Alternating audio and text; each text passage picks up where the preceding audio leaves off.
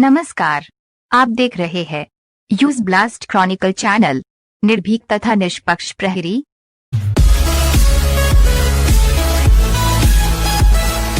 ओडिशा बीरमित्रपुर समाचार संपादक की कलम से।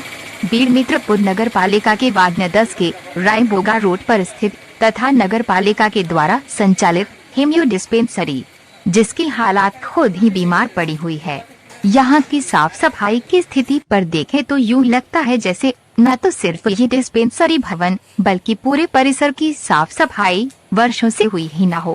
परिसर में चारों ओर बड़े बड़े घास उगाए हैं, वहीं साफ सफाई से महरूम भवन में प्रवेश करते असह्य दुर्गंध से रूबरू होने पड़ते हैं।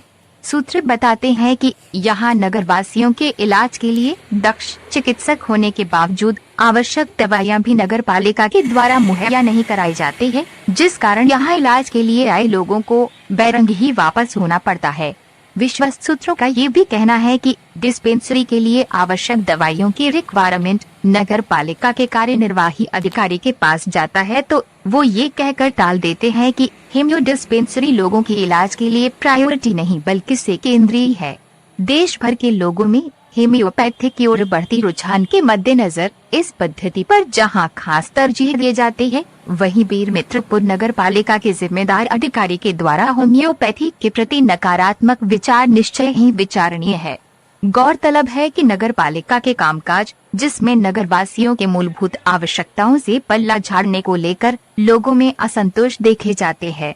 स्थानीय लोगों के अनुसार कोरोना संक्रमण की त्रस्ती के मद्देनजर जिले के अन्य नगर पालिका के द्वारा विकास मूलक काम तेज किए जा चुके हैं, वहीं बीरमित्रपुर नगर पालिका अब तक सुस्त पड़ी है।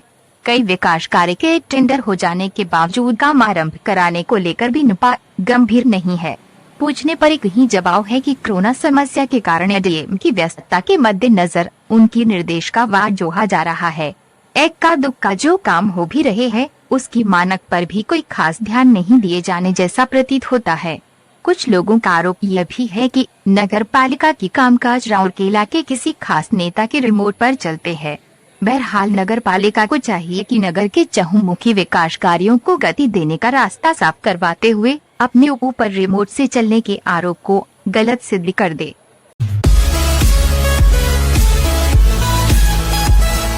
ओडिशा राजगांगपुर समाचार संवाददाता राम प्रवेश चौधरी की रिपोर्ट।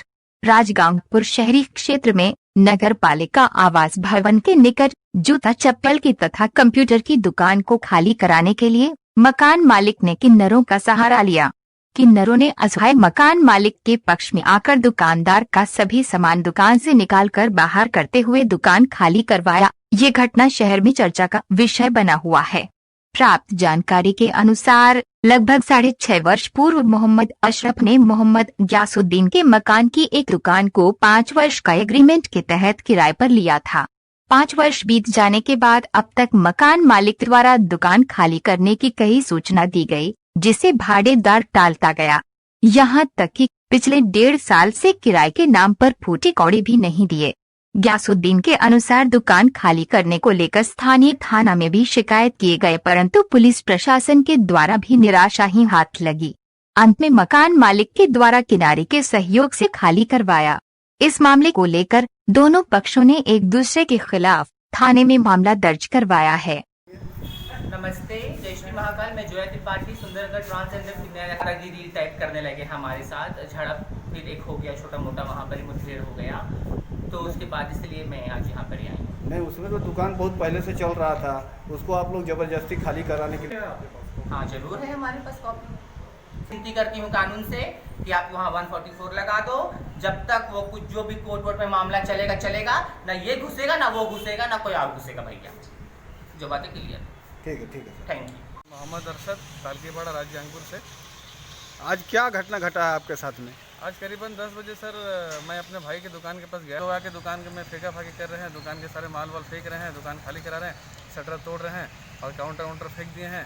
झगड़ा लड़ाई भी किया भाई के साथ, वो भी नहीं है काउंटर में, हमने सब चेक किया और पूरा माल सलमान के चले पूरा माल दुकान के फेंक दिए हैं, चाहे वो 10-12 लाख को या 8-10 जो भी है सर। एक पूरा माल था, बारिश के मौसम करके खाली कराने का किन्नर को बुला करके खाली कराने का। किन्नर को बुलाने का मतलब क्या, हमारा रिश्तेदार है, हम बुलाए जी, बस, हम इतना जानते हैं।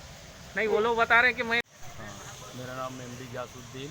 हाँ जबरदस्ती, हाँ। इस पर क्या कहेंगे? समझे कि नहीं, उसका एग्रीमेंट का वैल्यू भी नहीं रखा, समझे। और ऊपर से मेरे को दादागिरी कर रहा है, बोला नहीं खाली करेंगे, जाओ जो आपको करना रेंट करो। मिलता था? रेंट भी नहीं मिला मेरे को। ये एग्रीमेंट